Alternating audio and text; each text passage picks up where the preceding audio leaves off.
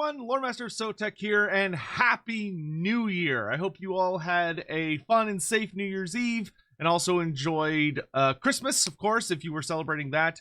But in any event, I wanted to, for the first day of the year, thought it would be a good idea to kind of come on and talk about everything that I'm hoping to see for 2024. Everything from talking about Total War Warhammer to, you know, speculating a little bit on the old world and even talking a little bit of Age of Sigmar.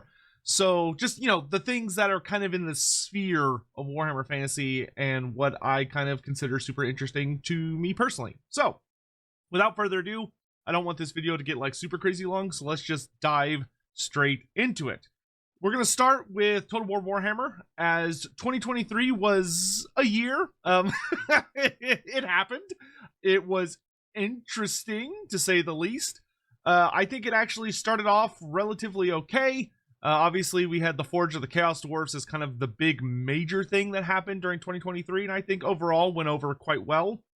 But then we landed in Shadows of Change, which was interesting, and that whole thing went down, and you know, you were all there. We don't need to go over it again.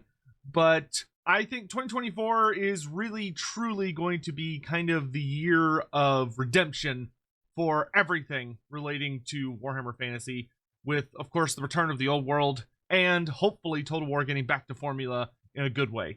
So let's talk about what we are looking at as far as the year is concerned, as far as what I know is going to happen versus what I think is going to happen versus what I hope is going to happen. So we can kind of split it up like that. So starting with what we know is going to be happening in 2024 is that either probably in February, I would guess, late January, mid-February, somewhere in that ballpark, we are going to be getting, of course, the very heavily asked for and thankfully being received update to Shadows of Change. Now, we don't know how big this update is going to be. I would say that it's going to be pretty sizable, in that they didn't just kind of, you know, toss out a little thing with one free unit like they could have last year. Instead, they have been working on it, and it's going to have a good couple months, if not longer, of development. So as far as what is going to be in it, we'll have to wait and see. I think anything is pretty much on the cards, as far as, you know, there could maybe be an additional Legendary Lord sneaking around in there as kind of a free LC. But I am personally more hoping for, I think, more Legendary Heroes seems very likely. Lots of new units could be very, very likely. The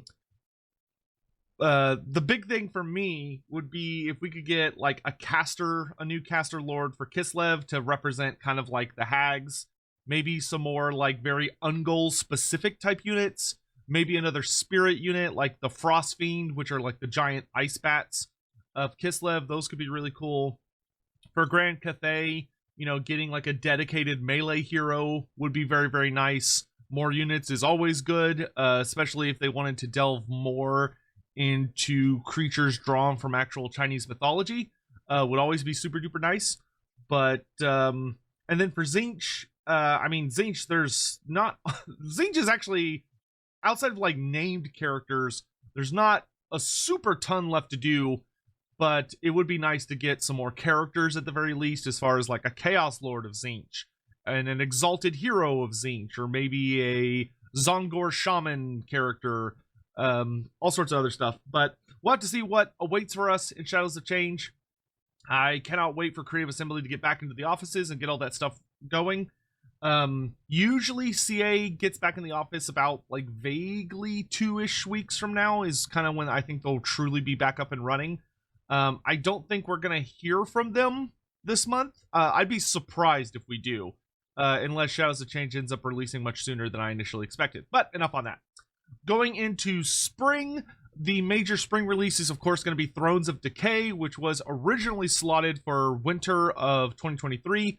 But obviously that got pushed back because of everything that happened with Shadows of Change and of course Hyenas, because that caused a whole bunch of internal just mess at CA. So the backing up of Thrones of Decay I think was the right decision, but I also think that Thrones of Decay in scope is probably going to be much larger than was originally planned, because with how far Creative Assembly tends to make their plans for what's going to go into a DLC, usually you're going to have the ideas of the units and the characters and all that stuff so much further in advance than when they actually start work on them. So I imagine that Shadows of Change and Thrones of Decay were very much similar in scope, and with how Shadows of Change was received, I imagine Thrones of Decay has probably had to undergo some pretty serious changes to make it more like what Shadows of Change is going to be post-update instead of pre-update, if that makes sense. So the fact that it's delayed was not a surprise to me at all in the slightest. I was hoping it would be delayed so that it could be a good release instead of a bad release. But I would say it's probably going to be safe to aim for somewhere in the ballpark of April-ish for Thrones of Decay. It could be earlier, it could be later. I think it's just going to depend on how long it takes them to wrap up the Shadows of Change stuff and what else may be going on at Creative Assembly headquarters. But sometime in the spring, I think we're going to see Thrones of Decay. After that, I think pretty much everything else is a little bit up in the air. Like, there's nothing that I would say is guaranteed. I still feel confident that they're going to want to do the Slaanesh and Khorne DLCs, but I am not necessarily convinced that those are going to be the DLCs that come immediately, I should say, after Thrones of Decay. Because with the articles that were put out by Creative Assembly, once they kind of settled all the hyena stuff and they were talking more frankly about the future of Total War Warhammer, and that it's Warhammer kind of seems to be their main focus for the foreseeable future until they manage to get some other project out the door. I am kind of expecting them to do more than they initially planned, if that makes sense. Not necessarily like super big stuff, but things that will just continuously add to the game in more interesting ways. So what I mean by that is I am really, really hoping that Creative Assembly is really considering new types of DLCs. We kind of talked about it a little bit before in the form of like minor race packs. Like I did a whole video on Araby that you can go check out, and I'll have links somewhere if you haven't checked that out, about like what an Araby could look like while being a full playable faction, but still being smaller than other factions because there's not as much material on them and they don't have as much space to work with as, say, the Chaos Dwarfs or Grand Cathay, or some of the other races that would end up being very, very major DLCs, like the Kingdoms of End or the Naga of Koresh. Furthermore, to go along with that, there was the discovery that there were files being messed with in Total War Warhammer 3 that involved like Lucrezia Belladonna and Borgio the Besieger, who are Talayan characters. So, having Talaya as a minor race pack could be really, really solid, along with, maybe one day seeing Estalia and all those other little places. Granted, that could just be more of like a Southern Realms thing, which would be a much bigger expansion, because the Southern Realms would include, that could be just Talaya, that could be Talaya and Estalia, it could be Talaya, Estalia, and Araby, that could include Border Prince stuff, like it could be a whole mess. But I do think there's a very good chance that the Slaanesh DLC may be pushed back until winter.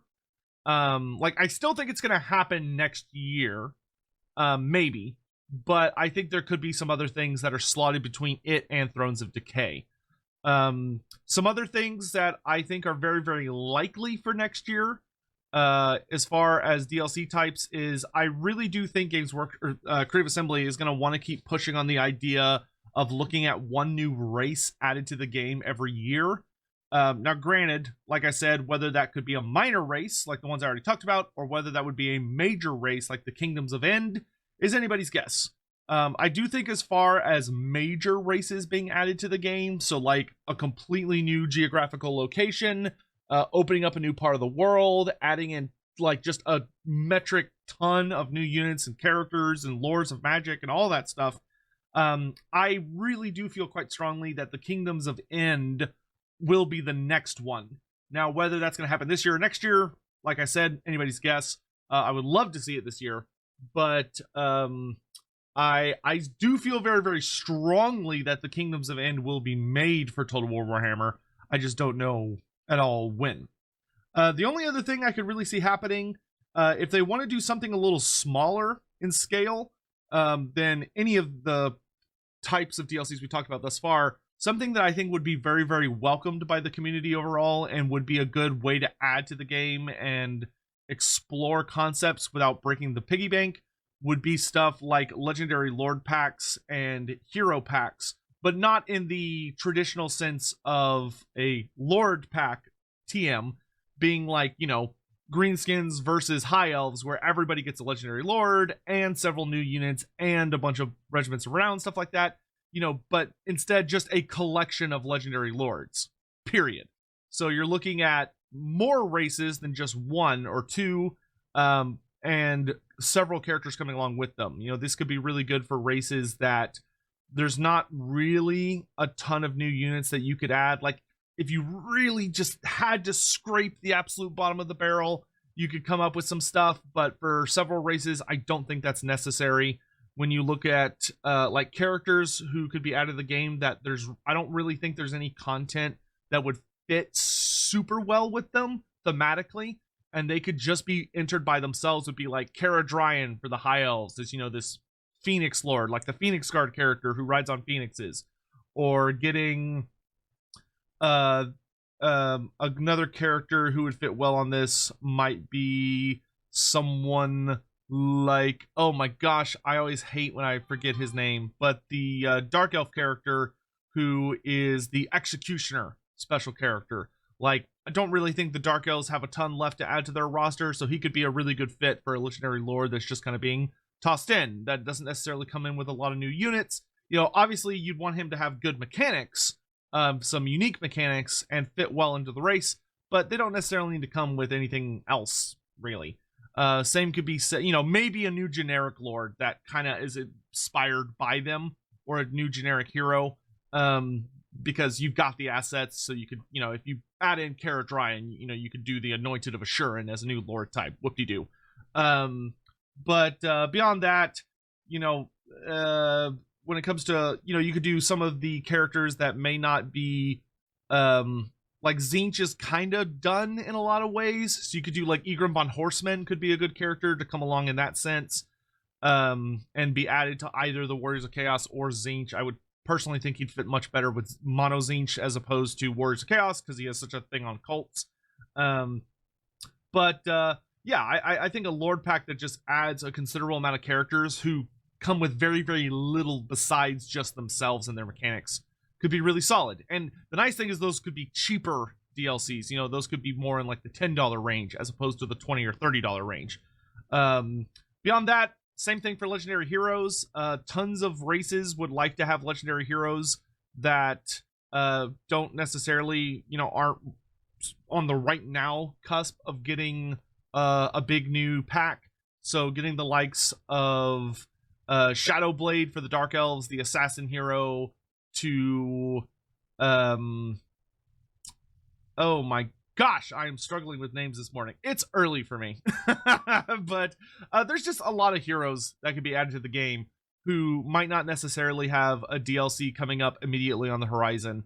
You know, Corhill, Captain of the White Lions could be another good example to come in. Chakux, the Eternity Warden for the Lizardmen. There is a just stupid amount of characters that people would love to see added to the game who I don't think would really work as well for Legendary Lord, because the themes that they touch on are kind of better covered by other characters, or they're just not that big of a character and they would fit very, very nicely as a hero. But that's enough on that. The last thing that I would love to see considered as an option, this is very much in the hope category, not the, like, the Legendary Lord and Hero packs, I think, are something that we're likely to see as the game gets closer and closer to, you know, being finished, because it's a good way to fill in cracks. But the last type of DLC that I would love to see, but I don't have any indication whatsoever that they're realistically considering it, would be to do a Champions of Chaos type DLC for the two races who I think we still have in the game that would really benefit the most from it, being the Vampire Counts and the Greenskins. Because those are really the only two races left that I feel like have 4 true subdivisions like kind of sub races within their race, that would benefit very, very well from that. As far as like the vampiric bloodlines, doing that as a DLC that covers the 4 non-Von Karsteins. So, you know, you got your Lamians, Necrarchs, Strigoi, and Blood Dragons, and doing the same with like a WA DLC, like the Great WA, where it's all of the various greenskin subraces, each getting a focus, where you get like forest goblins, you do like forest goblins, savage orcs, regular orcs / black orcs, and then night goblins or like squigs, as kind of your 4 categories to really fill up what's missing from the greenskin roster. But that is kind of everything that I could potentially foresee happening with Total War Warhammer.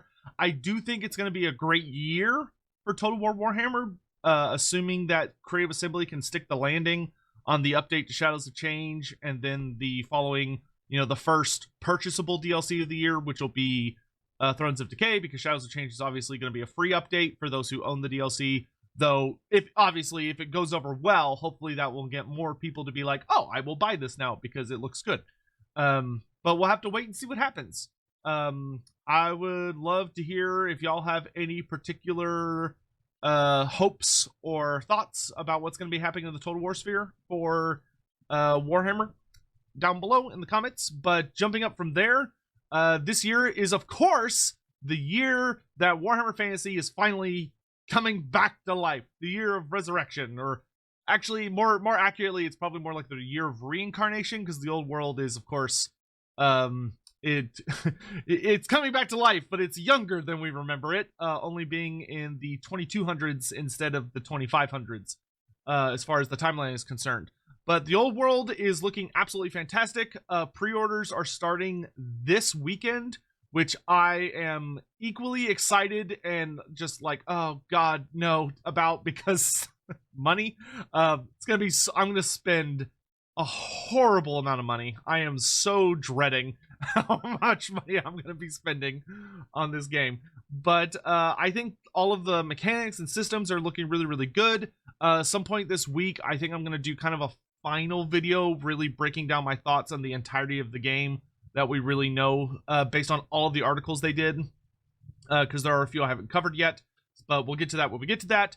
As far as the story is looking so far, I'm pretty much nearly done with my videos on all of the Bretonnia lore that I've managed to put together so far, which is actually a pretty significant amount.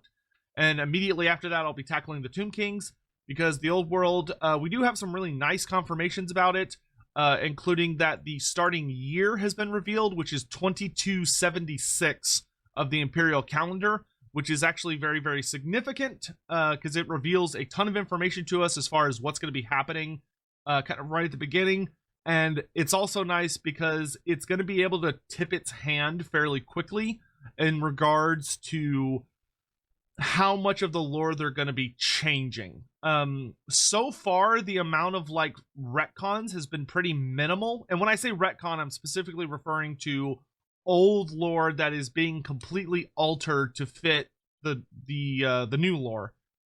So far, there hasn't really been any. There has been a lot of lore that they're adding, but I have yet to really see anything that leaps out at me as being a significant change.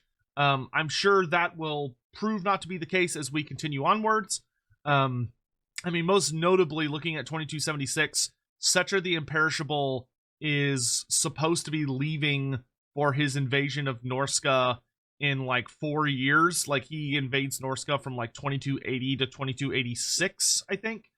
So I don't think that's what's going to happen in the old world. I do hope we still get the War of Sand and Snow, because Settra's invasion of Norsca is just a fucking awesome story, and I would very much like for them to keep it, but we'll have to see what happens with that. As far as the old world overall, I have a lot of really high hopes for it. I do feel like a little bit of an elitist, like, posh person right now, because I'm kind of conflicted with, I don't really want to buy any of the old minis. Like, they're re-releasing a lot of kits. The vast majority of Bretonia and the Tomb Kings is old minis. And for me, I don't mind if they're like 8th edition minis. So like when I look at the Tomb Kings, I'm totally fine with like the modern Tomb Guard and the Sphinxes and the Sepulchral Stalkers and the Necropolis Knights and all that. Totally fine with those. But like, I don't want to buy like any of the Skeleton Infantry or the Chariots. I don't even like the new set. I don't like the Cetra model very much. I think for what it was at the time, the Cetra model was absolutely amazing. But I must admit, I'm pretty disappointed that Cetra is not getting a new model. He's just getting his old model re-released. That being said, a part of me thinks that may be a very good idea in the long term, in that it allows you to play with Cetra right at the beginning and kind of have him in his current iteration. Because a part of me wonders if they wanted to be really clever, what they could do is that in the current starting year, the starting focus of Warhammer Fantasy, or the old world, is going to be about Cetra the Imperishable invading the Border Princes, and his invasion continuing all the way up into Bretonia, if they're going with what they're kind of hinting at. So I suspect the first kind of saga or chapter of the old world is going to be Cetra's invasion of Bretonia, which is probably going to be very significant and involve a surprising amount of people dying. Because the whole point of the old world that I'm really excited about is that you're working in a timeline on a universe that already has a set like thing, a series of events that have to happen, which means people are going to die. Which is one of the things I always worry about with a setting is, you know, especially when you're releasing like physical models, is Games Workshop being a bunch of babies about not wanting to kill their characters because they're worried about how it's going to like affect model sales. When it's like, that shouldn't matter, because you could still use the model and use the character's rules even if the character is dead. That really shouldn't be a big deal. But anyway, all that to say that Cetra's invasion of Bretonia I think is going to be really fun. I am currently predicting that we're maybe going to get a build up to Cetra eventually facing off against King Lewin Orcslayer and killing him, because King Lewin Orcslayer is actually coming up to the end of his reign. He's quite old by this point. So I am heavily suspecting that he is going to die and be cut down by Cetra, which will finally be the thing that causes Cetra to leave. As opposed to, I'm not really expecting Cetra to be defeated, but one of the things that could be very fun is if they keep in the story of the War in Sand and Snow, Cetra would actually return to the old, or he would return to Nehekara and be killed by a Norscan warlord who manages to strike him down, and then Cetra reforms and goes on to invade Norsca to get revenge. But it'll be interesting to see what happens. As far as, it would be really surprising and kind of fun and twisted in a sense if Bretonia actually ends up being saved by Chaos as opposed to themselves, with a Chaos Lord maybe invading Bretonia, because there is a big Chaos invasion that's about to happen. And maybe a warlord there strikes down Cetra instead of like one of the Bretonians. Though that would kind of be an L for Bretonia, who could use a pretty cool win. It'd be nice for them to put up their own big fight against Cetra, and even if the king dies, maybe they push the King of Kings out. But if Cetra dies, which I do think he will eventually, it would be very nice upon his reforming before he goes to wage war in Norsca during the War of Sand and Snow. It'd be very nice if that's when they release the new Cetra model. To kind of be like, all right, like the setting's been, we've been doing the old world now for like a year, 2, 3 years, whatever it's been. So now here's a brand new Cetra sculpt to prepare for this event. That could be a really good way to handle that. Because obviously we see a lot of that in Age of Sigmar and 40k, where you have older versions of the models, and then they'll eventually get to be the feature focus of a major campaign, and then that's when they get the brand new awesome mini. So that would be cool to see. In any event, that's enough rambling from me on that. As far as Age of Sigmar goes, very briefly, this should be a pretty hype year as well for Age of Sigmar, because it's going to be the start of 4th edition. We are wrapping up 3rd edition right now. The very, very last army book has just come out as part of the box set for the Flesh Eater Courts, but it hasn't had its individual release yet, along with like Ushoran and all that.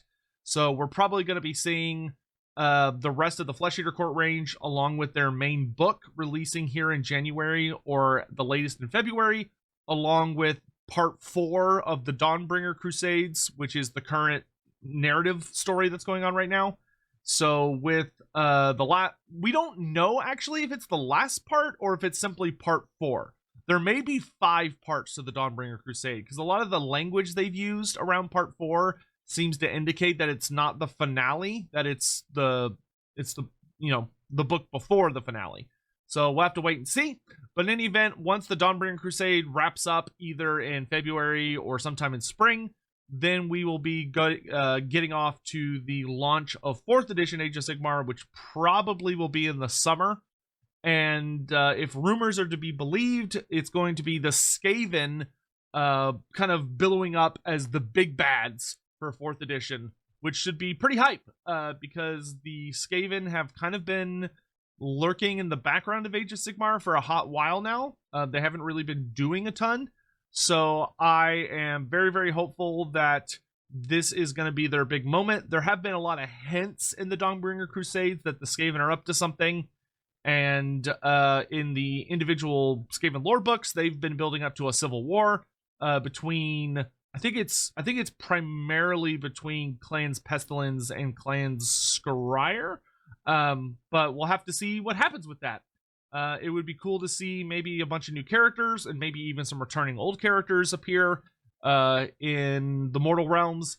And either way, I'm super excited for it. Age of Sigmar is still a ton of fun to play, and I'm enjoying the narrative immensely. So that is pretty much everything that I think I really care about as far as 2024 is concerned. I haven't heard anything else regarding the fantasy worlds that I think is going to be super important within that timeline, but that is a lot of stuff to happen within a year. So be sure to let me know what y'all think down in the comment sections. Like, what are you most excited for? Are you most excited for like a particular DLC for Total War Warhammer? Are you most excited for the return of the old world as far as like the lore? Are you ready to get back into like rank and file proper fantasy battle tabletop? Are you most excited for the new edition of Age of Sigmar? Let me know. I'd be delighted to hear from y'all. And I hope you all have a wonderful celebration of the start of 2024, and you're doing your best to take care of yourselves and be kind to yourselves, because it's important to do that in today's day and age. So thank you all so much for watching. I will see you next time.